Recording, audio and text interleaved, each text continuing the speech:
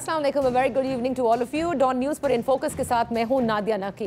इमरान खान साहब ने असेंबलियां तहलील करने का ऐलान तो कुछ रोज़ कबल कर ही दिया था, लेकिन आया ये असेंबलियां तहलील होंगी या नहीं, ये सबसे बड़ा सवाल है। सारी नज़रें इस वक्त इसी पर मरकूज़ हैं। लेकिन गुज़िश्ता रोज़ आपने देखा कि इमरान खान साहब ने एक इंटरव्यू में ये कहा था कि रवा माही असेंबलियां तहलील कर दी जाएंगी, जबकि ये बात भी ऑन रिकॉर्ड है कि परवेज़ इलाही साहब और इमरान खान साहब के बीच सिर्फ तारीखों पर इख्तलाफ है, ऐसा कहने में या सुनने में आया है। लेकिन दूसरी जानिब जो आपने ये भी देखा कि गुज़िश्ता रोज़ लंदन में चौधरी सालेक की नवाज शरीफ साहब से मुलाकात हुई, जिसमें मुख्तलिफ ऑप्शंस के ऊपर गौर किया गया, जिनमें एक खबर ये भी थी कि क्या परवेज़ इलाही इस बार PDM के CM बन सकते हैं।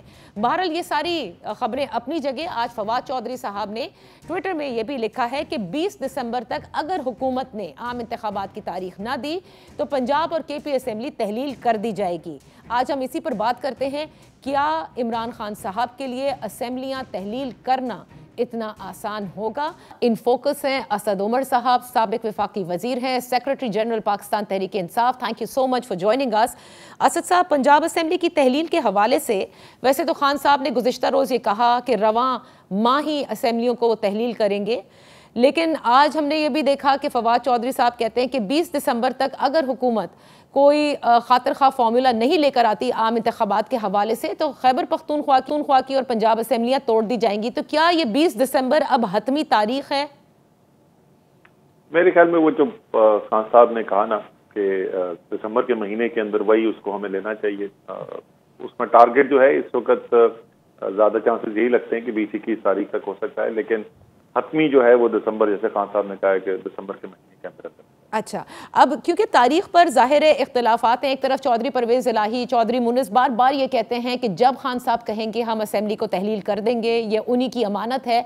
लेकिन साथ ही एक उन्होंने ऑन रिकॉर्ड ये भी कहा है कि वो फ़िलहाल कंटिन्यूटी चाहते हैं और मार्च तक कम अज़ कम पंजाब असेंबली कंटिन्यू रहेगी। तो ये मामलात क्या अब हतमी तौर पर चौधरी साहब के साथ भी तय कर लिए गए हैं कि 20 के रवां महीने ही असेंबली को डिसॉल्व किया जाएगा?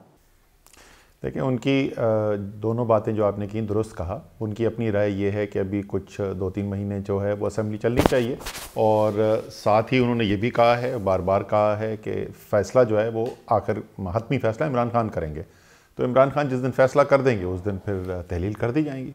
अच्छा, गुज़िश्ता रोज़ जो मुलाकातें हुई हैं असद साहब, उसकी बड़ी इंपॉर्टेंस इसलिए है कि ज़ाहिर है सियासी तौर पर अगर आप देखें कि चौधरी सालेक की मुलाकात होती है नवाज शरीफ साहब से लंदन में, कल लाहौर में भी पाकिस्तान मुस्लिम नून की सीनियर क़यादत का इजलास भी हुआ। ये ऑप्शंस भी रखे गए हैं कि क्या चौधरी परवेज़ इलाही उनके CM बन सकते हैं, यानी वो लोग भी इस असेंबली को बचाने के लिए सरतोड़ कोशिश कर रहे हैं, जबकि वो बार बार कहते हैं कि ठीक है तोड़ दें। तो आपको क्या तहरीक इंसाफ में इस हवाले से कि चौधरी परवेज़ एक मरतबा फिर अपनी वो तब्दील कर सकते हैं, इससे कोई बेचैनी पाई जाती है, या आप लोग बिल्कुल एतमाद है आपको कि जो आप कहेंगे वही चौधरी परवेज़ इलाही वैसे ही करेंगे? बेचैनी तो इससे आपको नज़र आ रही है मुस्लिम लीग नून की। वो 3 महीने कहते रहे कि ये पंजाब की और खैबर पख्तूनख्वा की असेंबलियाँ तहलील क्यों नहीं करते। फिर उन्होंने उसके बाद कहा कि जब हमने ऐलान किया, खान साहब ने ऐलान किया, तो उन्होंने कहा कि हम हर हरबा इस्तेमाल करेंगे और हम तहलील नहीं होने देंगे। फिर उन्होंने कहा कि नहीं ये अगर करना चाहते हैं तो कर दें। फिर ये मुलाकातें साथ कर रहे हैं। सिर्फ इस वक्त आपको एक चीज़ नज़र आ रही है, और एक जो इस वक्त कॉमन बात है, जो मुश्तरका मुशाहिदा है, वो मुस्लिम लीग नून और तहरीक इंसाफ में एक चीज़ के ऊपर मुकम्मल इत्तेफाक है, और वो ये है कि अगर इस वक्त इलेक्शन होते हैं तो कौम इमरान खान के साथ खड़ी है। इलेक्शन इमरान खान ने स्वीप कर देना है। तो आप देखें वहाँ परेशानी इलेक्शन से भागने की कैसी है। हर मुमकिन कोशिश वो करने को तैयार है कि किसी तरीके से ये जो जमहूरियत के चैंपियन है, इनको कहीं खुदा ना खास्ता इलेक्शन में जाके अवाम का ना सामना करना पड़े। अच्छा, इन्हें तो चले परेशानी है, ये नहीं चाहते आप लोग इतने माह से आम इंतखाबात का मुतालबा भी कर रहे हैं, लेकिन I will come back to my question. आप लोगों को बिल्कुल एतमाद है चौधरी परवेज़ इलाही पर कि वो अपनी जो क्या कहते हैं लॉयल्टी है वो तब्दील नहीं करेंगे? आप मुझसे ये सवाल पूछ चुकी हैं, मैं इसका जवाब दे चुका हूँ। आपको मेरा जवाब पसंद नहीं आ रहा तो मैं और किस तरीके से बताऊँ। मैं तो बिल्कुल दो टोक इसका जवाब दे चुका हूँ, कोई इबाम नहीं था मेरे जवाब के अंदर। अच्छा, तो ठीक है, तो फिर लॉयल्टी तब्दील नहीं होगी। अब आ जाते हैं कि चलें असेंबली तहलील भी हो जाती है बिल्कुल उसी तरह से जैसे कि आप लोगों ने प्लान किया है, लेकिन क्या इन चीज़ों पर गौर किया गया है कि एक हुकूमत जो कि इलेक्शन के लिए बिल्कुल तैयार नहीं है और कहती है हमने वक्त से ही कराने हैं, 90 दिन में ये पंजाब असेंबली के और खैबर पख्तूनख्वा असेंबली के इलेक्शंस करा देंगे असद साहब? ये उनकी मर्ज़ी नहीं है जी, आइन के अंदर लिखा हुआ है और इसके अंदर कोई इबाहम नहीं है। अगर इलेक्शन जो है वो क़ब्ल अज़ वक्त किसी भी असेंबली के, कौमी या सूबाई असेंबली के कॉल किए जाते हैं तो 90 दिन के अंदर अंदर इलेक्शन करवाना है, ये आइन के अंदर लिखा हुआ है। जिस तरीके से आइनी इख्तियार इस वक्त जो है कौमी असेंबली को तहलील करने का वो वज़ीर आज़म के पास है। हमारा अपना जो मानना है, हमारा मुतालबा अपनी जगह, लेकिन आइनी इख्तियार जो है वो वज़ीर आज़म के पास है, उन्होंने नहीं इस्तेमाल किया वो इख्तियार। इसी तरीके से सूबाई असेंबली का इख्तियार जो है वो सूबाई वज़राए आला के पास है, वो मुस्लिम लीग नून के पास है नहीं। देखिए, कराची में आपने देखा असद उमर साहब के बल्दियाती इंतखाबात कब से होने थे, क्या क्या उज़र हुए और उसके बाद किस तरह से वो आगे से आगे चले गए। इसलिए आइन में यकीनन दर्ज है 90 दिन, लेकिन मैं यही पूछ रही हूँ आपसे कि आपको लगता है कि that can be a foul play also, कोई भी टेक्निकल रीजंस ले आई जाएं तो क्या प्लान बी होगा तहरीक इंसाफ का ऐसी सूरत? फाउल प्ले तो 8 महीने से बेचारों का गुजारा ही फाउल प्ले के ऊपर है और वो फाउल प्ले आगे करने की कोशिश करते रहेंगे।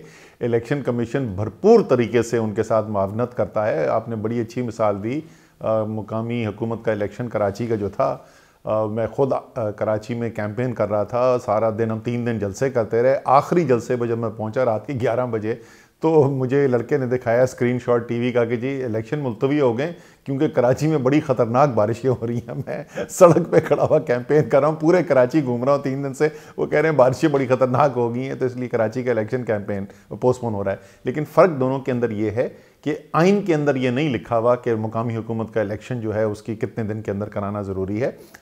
जो कौमी और सूबाई असेंबली के इलेक्शन हैं वो आइन के अंदर लिखा हुआ, तो ये बहुत बड़ा फ़र्क है। ओके, अब आज हमने ये भी देखा कि लाहौर में भी महंगाई के ख़िलाफ़ जो है वो रैलियाँ निकाली गई।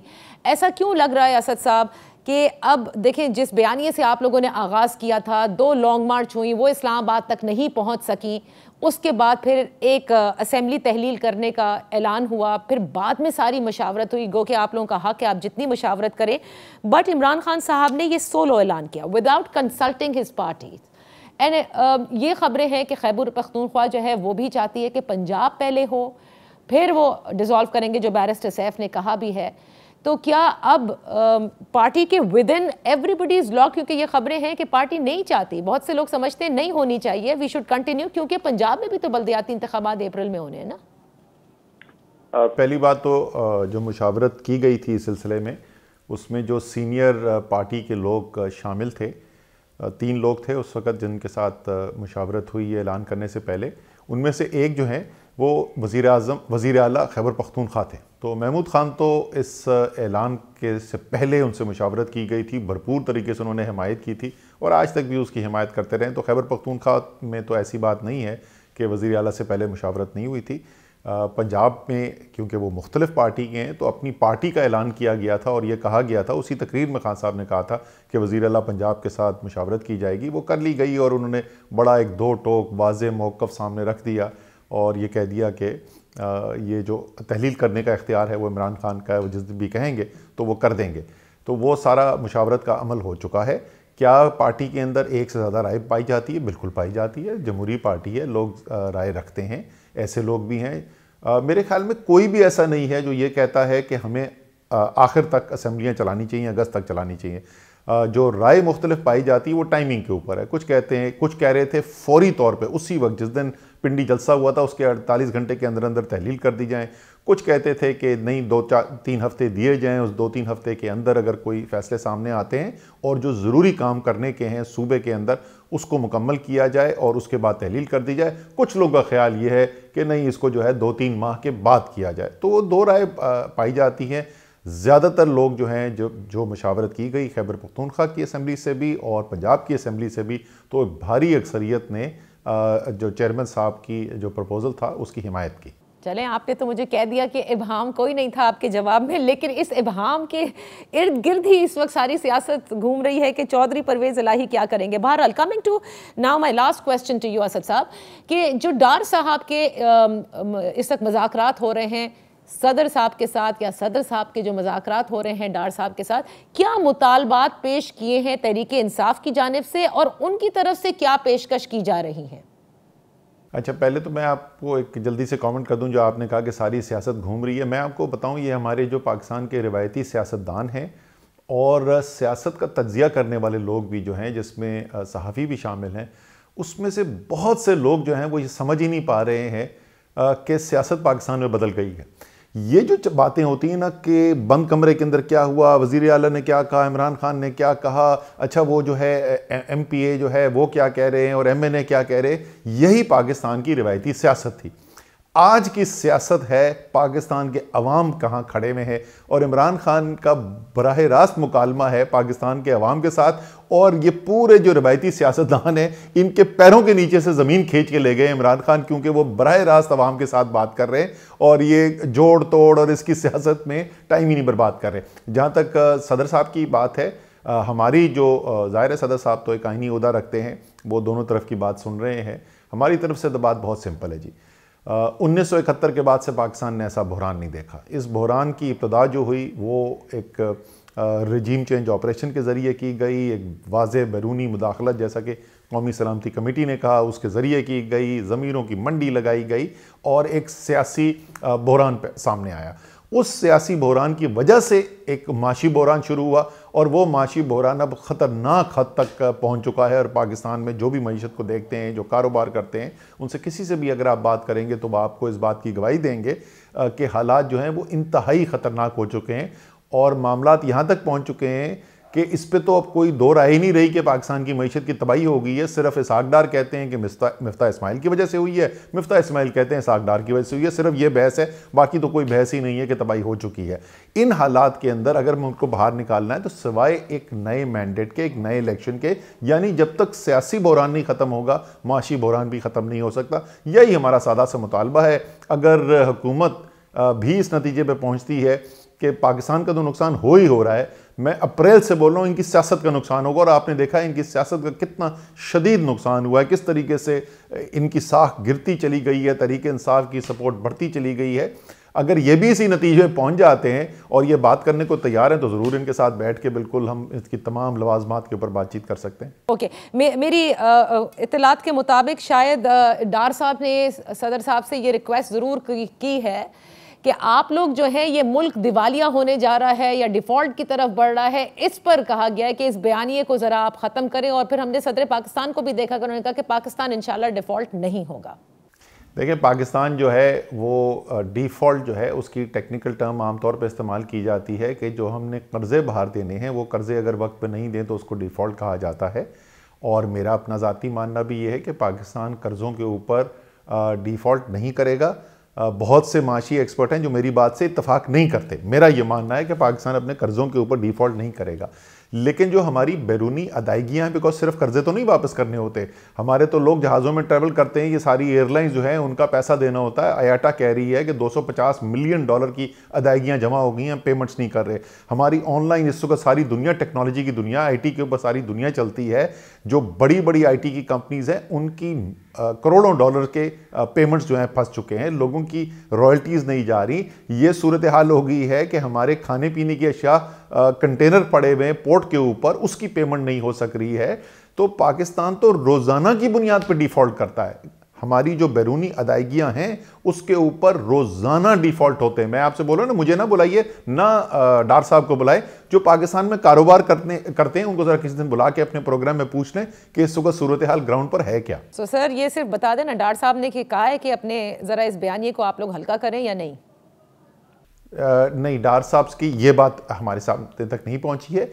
ये बात मुझे जरूर सुनने में आई थी कि डार साहब ने कहा है कि मईशत के ऊपर क्या करना है उसके ऊपर मिलकर बैठ के बात करनी चाहिए। तो ये बड़ा कमाल का बयान है। वो तो 3.5 साल हमें बताते रहे कि हम ना अहल, निकम्मे, नाकाम लोग हैं। अब वो हमसे बात करना चाहते हैं कि मईशत को कैसे बेहतर करना है। हम तो सुन रहे थे आपसे कि बहुत बड़ी आपके पास जादू की छड़ी है, 200 रुपए से डॉलर कम हो जाएगा, मईशत हमारी ज़बरदस्त बूम करना शुरू हो जाएगी। आप ये कह रहे हैं और वो लोग ये कहते हैं कि देखिए सारे बयान ये फेल हो गए, बिल आखिर आप लोग मज़ाकरात की टेबल पर आ गए। बहरहाल आपने बिल्कुल क्लैरिटी से बता दिया है कि व्हाट अब आप लोगों का एजेंडा सिर्फ एक ही है, जल्द इंतखाबात की तारीख आ जाए, वरना असेंबली तहलील कर दी जाएगी इसी माह में। Thank you so much Asad Umar साहब फॉर जॉइनिंग अस। यहाँ पर एक ब्रेक लेते हैं, ब्रेक के बाद वापस हाजिर होंगे। Keep watching in focus.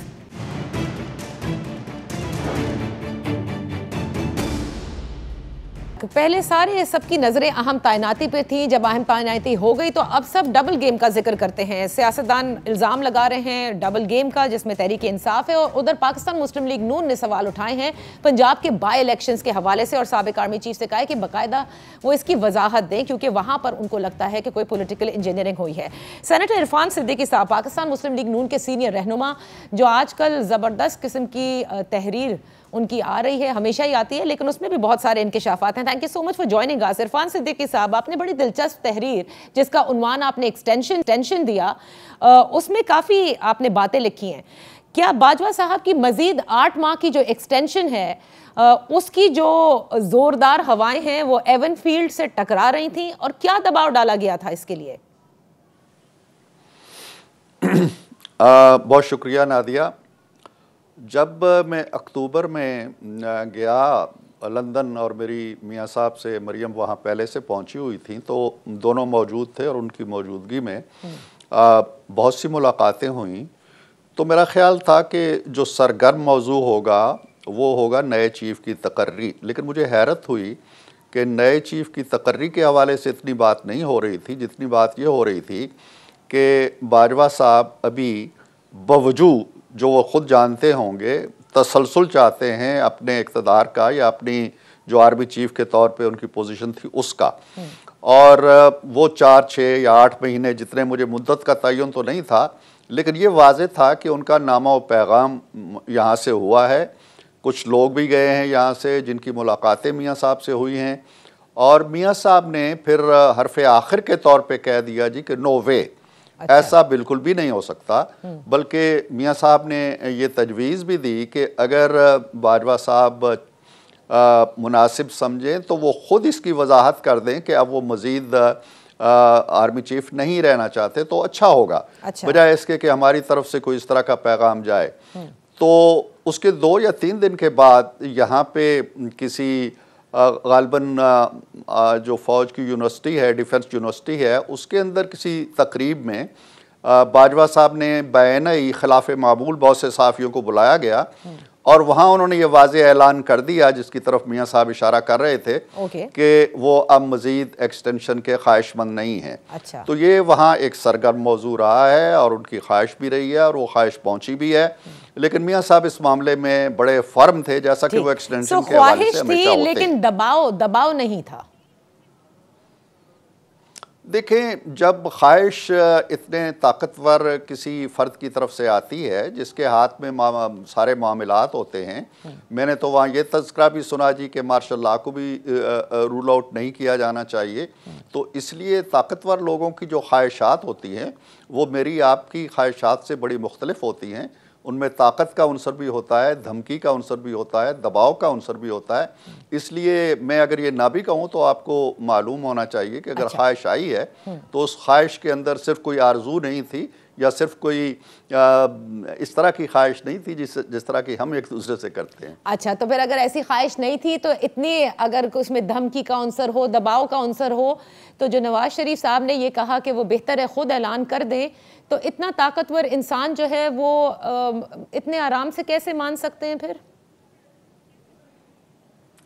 देखिए, ये सवाल तो उनसे पूछा जाना चाहिए, लेकिन मेरा ख्याल है कि आप बहुत बाखबर जर्नलिस्ट हैं, एंकर हैं, हालात पे नज़र रखती हैं।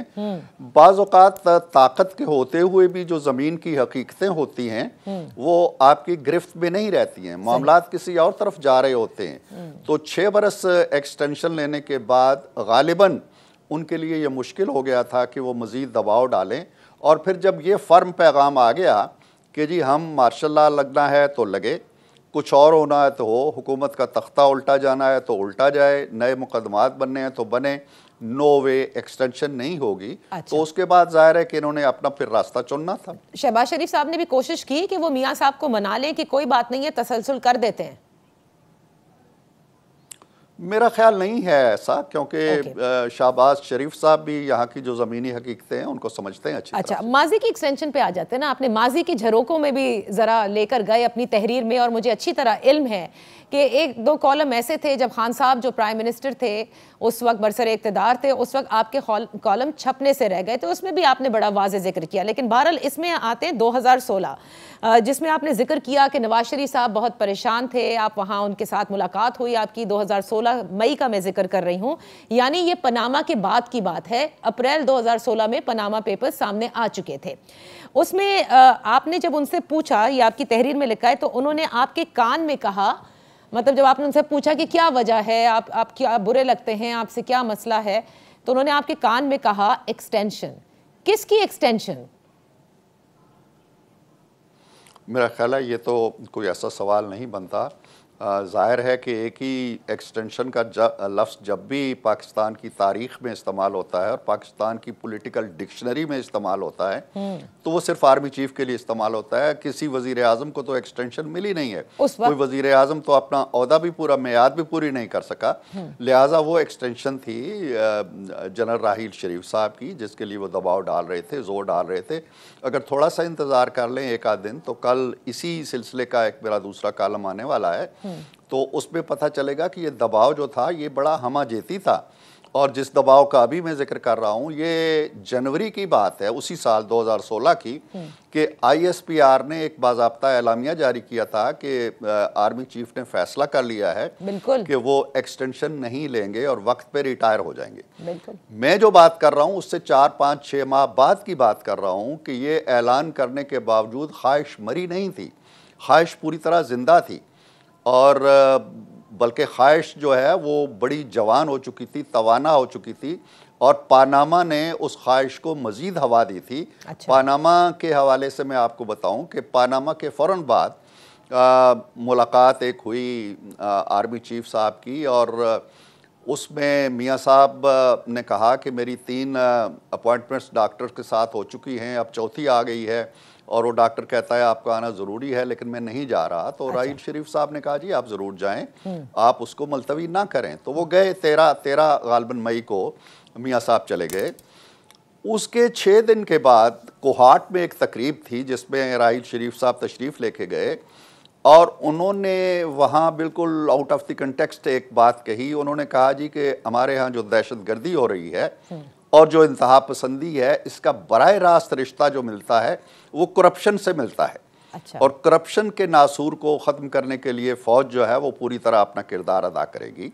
उसके अगले दिन उन्होंने फिर एक ऐलान जारी हुआ ISPR का कि 3 या 4 बहुत सीनियर फ़ौजी अफसर जो हैं उन्हें करप्शन के इल्ज़ाम में बरतरफ कर दिए गए।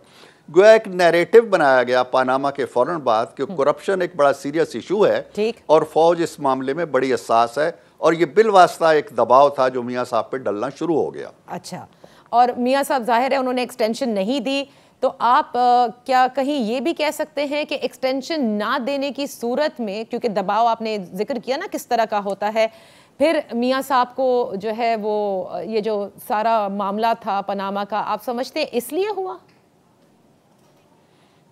देखिए नादिया, इसमें एक्सटेंशन एक अलग मतवाजी खेल था। बड़ा खेल जो था वो था मियाँ साहब को बाहर करना और इमरान खान को लाना। ये एक बड़ा इदारजाती मंसूबा था जिसका आगाज़ 2011 में हो गया था लाहौर के जलसे से। उसमें फिर चाहे वो पाशा साहब थे, चाहे वो ज़हीरुल इस्लाम थे, चाहे उसके बाद जो भी आए, वो उसी लाइन को लेके आगे चलते रहे। राहील शरीफ भी उसी लाइन को, उसी मंसूबे को, उसी हिकमत अमली को लेके चल रहे थे।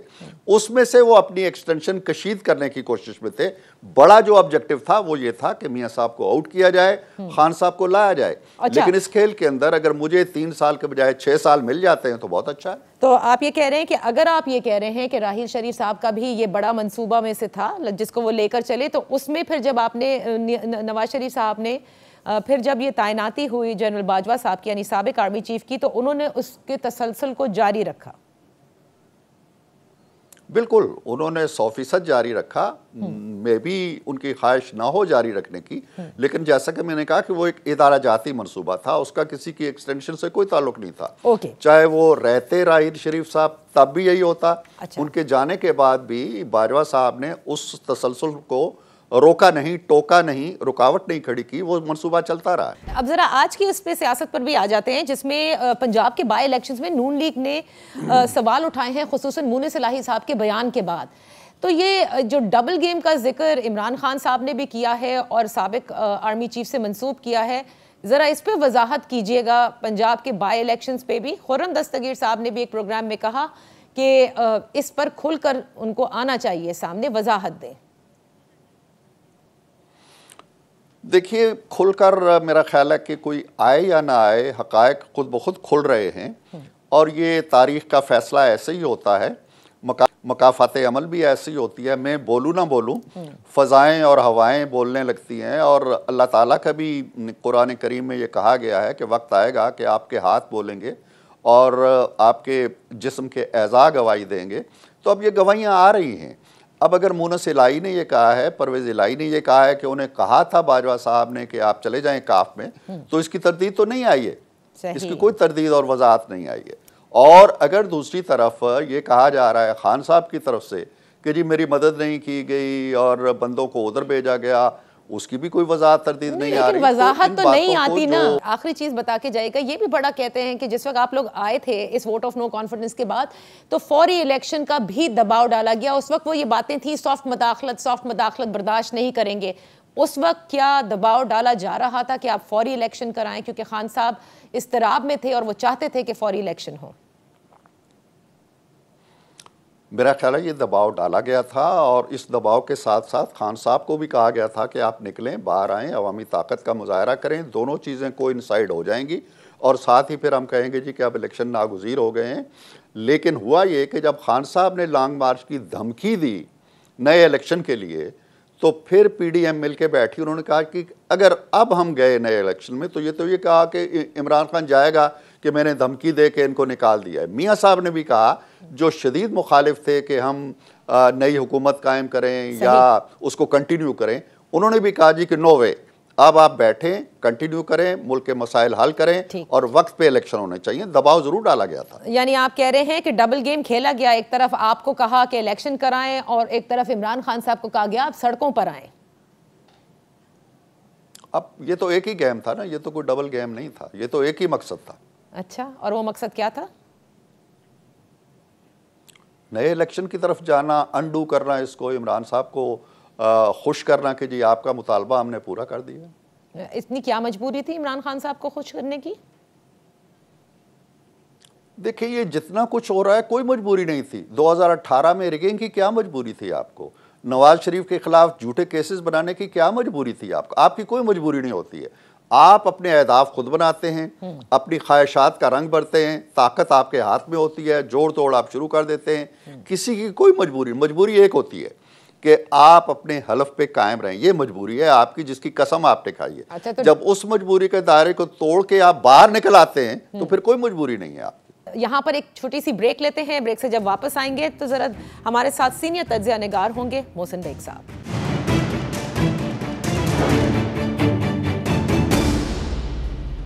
Welcome back. इन फोकस हैं मोहसिन बेग साहब, सीनियर तज्ज़ियाकार हैं। बड़ी खबरें होती हैं इनके पास और अब ये जो सूरत हाल पूरी पैदा हो रही है जिसमें पंजाब सबसे ज़्यादा अहम है और सारी सियासत जो है वो यूँ लगता है कि दोनों अतराफ से, चाहे हुकूमत हो या तहरीक इंसाफ, कुछ चौधरी बरादरान के इर्द गिर्द घूमती नजर आ रही है। कौन किसके साथ डबल गेम करने को है, इस पर बात कर लेते हैं। Thank you so much for joining us. Mohsin Baig साहब, ये फरमाइएगा कि खान साहब की जो असेंबली तहलील करने का जो ऐलान है, असल क्या रुकावट है जो हायल है? मतलब on the face of it we can see कि लगता है कि परवेज़ इलाही साहब इस पर राजी नहीं है, वो ऑन रिकॉर्ड मार्च तक का कह भी चुके हैं, लेकिन असल रुकावटें क्या हैं?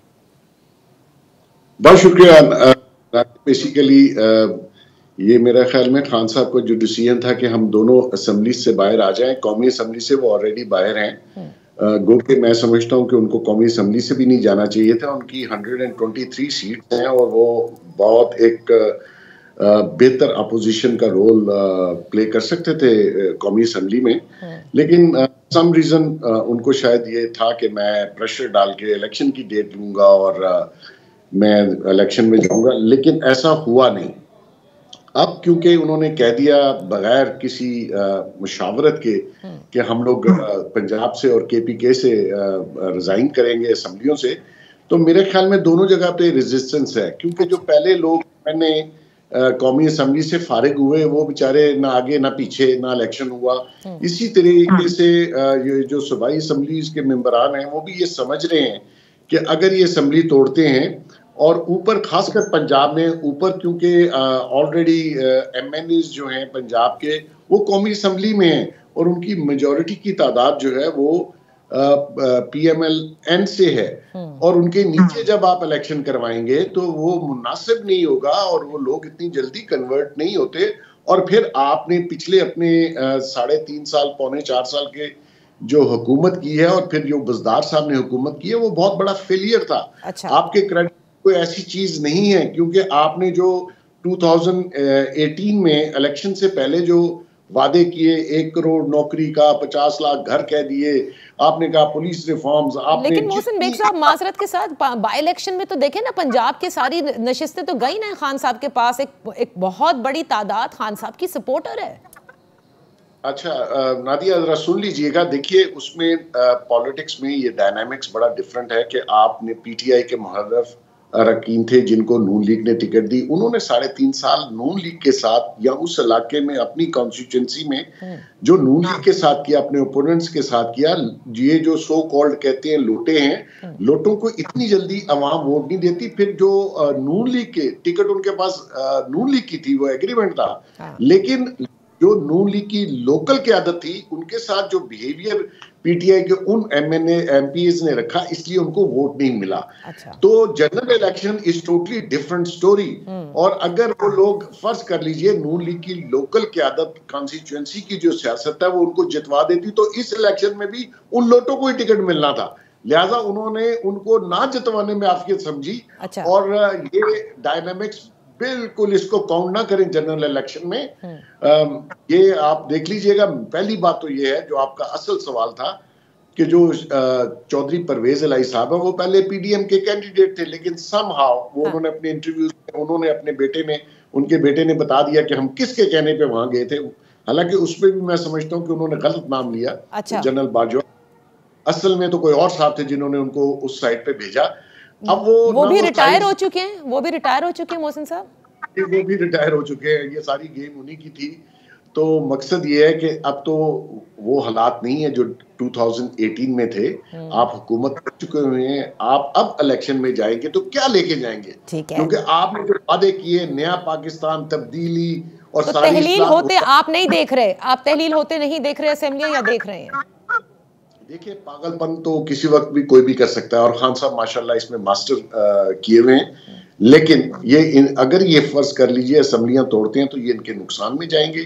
ये सारी चीजें इनको टाइम ये पसंद नुकसान होगा। लेकिन अब ये जो डेवलपमेंट है ये बड़ी दिलचस्प है। देखिए चौधरी शुजात से मुलाकात होती है इसी माह में जरदारी साहब की, उसके बाद चौधरी सालिक का नवाज शरीफ साहब से मिलना लंदन जाकर, और गुज़िश्ता रोज़ आपने देखा कि क्या डेवलपमेंट्स और किस किस्म के बयान आ रहे हैं। फिर मुनिस इलाही साहब का ये कहना कि रवाबित चौधरी बरादरान में बहाल हो गए हैं, लेकिन वो सियासी तौर पर अभी नहीं हुए, लेकिन जो उनके बिजनेस रिलेशंस हैं वो ज़रूर बहाल हुए हैं। कैसे देख रहे हैं आप, क्या चौधरी परवेज़ इलाही को नवाज शरीफ एक्सेप्ट करने को तैयार होंगे, और क्या वो खुद भी जाने को तैयार होंगे अगर ऐसी कोई चीज़ इज़ इन दी ऑफिंग?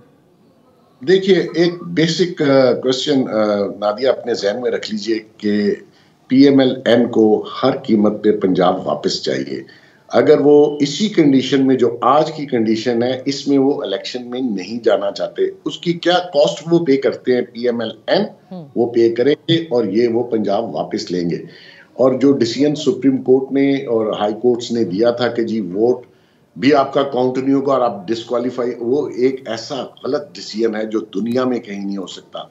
आप मतलब वोट तो डालने दे, वोट तो काउंट होने दे, फिर आप डिस्क्वालीफाई कर दें। आपने आइन बदल दिया और आपने जो उसकी तशरीह की वो तो दुनिया में नहीं है। वोट ऑफ नो कॉन्फिडेंस में अपोजिशन ही वोट डालती है, आपकी पार्टी जो है वो वोट डालती है, वो आप पे मिसट्रस्ट करती है। और दुनिया जहां जमहूरियत है वहां ये आम होता है कि आपकी अपनी पार्टी आप पे मिसट्रस्ट करती है। अभी लंदन में देख लीजिए 12 सिटिंग मिनिस्टर्स ने प्राइम मिनिस्टर के खिलाफ जो है सही। अच्छा, अब ये जो शिकायत है ना मोहसिन बेग साहब, जिसमें कि आरा रीराइट कर दिया गया, ये बड़ी आई, लेकिन मैं सिर्फ आपसे हाँ या ना में जानना चाहती हूँ, क्या उसमें भी किसी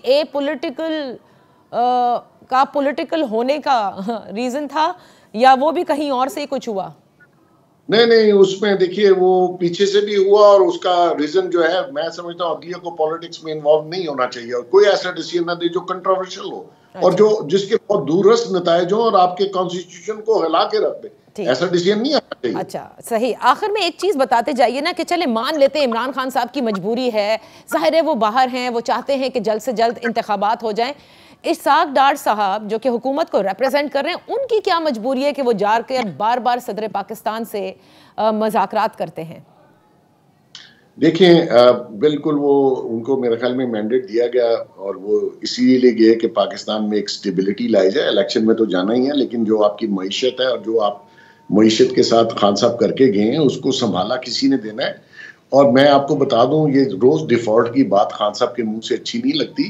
ये आपका भी मुल्क उतना ही है। आपने हर हरबा इस्तेमाल किया कि पाकिस्तान फाइनेंशियली और मईशत के हिसाब से स्टेबल ना हो सके, उसके लिए आपने पॉलिटिकल अनरेस्ट भी किया, आपने IMF की डील को सबोटाज भी किया। लेकिन डार साहब को ये कह रहे हैं कि आप हौसला रखें, आप प्लेइंग फील्ड आपको मिलेगी, आप मईशत को स्टेबल होने दें। ये जो अनरेस्ट है और जो बार बार ये कहा जाता है कि जी दिवालिया हो रहा है, अल्हम्दुलिल्लाह पाकिस्तान दिवालिया होने से बचा है और इन्होंने बचा। तो मकसद ये डायलॉग तो खान साहब आ गए डायलॉग की टेबल पे। पहले तो कहते थे मैं चोरों से बात नहीं करूंगा। भाई चोर तो आप भी साबित हो गए, फ्रॉड तो आप भी साबित हो गए, करप्शन तो आपकी भी नहीं। इलेक्शन वक्त पर होता देख रहे हैं मोहसिन बेग साहब, या थोड़े पहले हो जाएंगे मुज़ाकरात के नतीजे में? मेरा नहीं ख्याल ये बजट से पहले तो कोई इलेक्शन का सोचे ही ना, क्योंकि देखिए बजट बड़ा इंपॉर्टेंट है। आपने बहुत सारी फाइनेंशियल पेमेंट्स करनी है। ये खान नहीं क्यों जल्दी कर रहे हैं भाई? 8 महीने 6 महीने में कोई फर्क है इलेक्शन में? अगर आपको इतना है पॉपुलैरिटी का तो 8 महीने इंतजार करें, वरना आप क्या लेके जाएंगे इलेक्शन में? आपके सारे बयानिए तो पिट गए हैं। बिल्कुल सही। Thank you so much Mohsin Baig साहब। जैसे जैसे ये सियासी चीजें डेवलप होंगी जरा आपसे लेते रहेंगे, क्योंकि अभी तो सारी ऐसी बातें हैं जो आपसे इंशाल्लाह तफसील में की जाएंगी। That's all for today. अपना ख्याल रखिएगा। Thank you for watching us. Take care and अल्लाह हाफिज।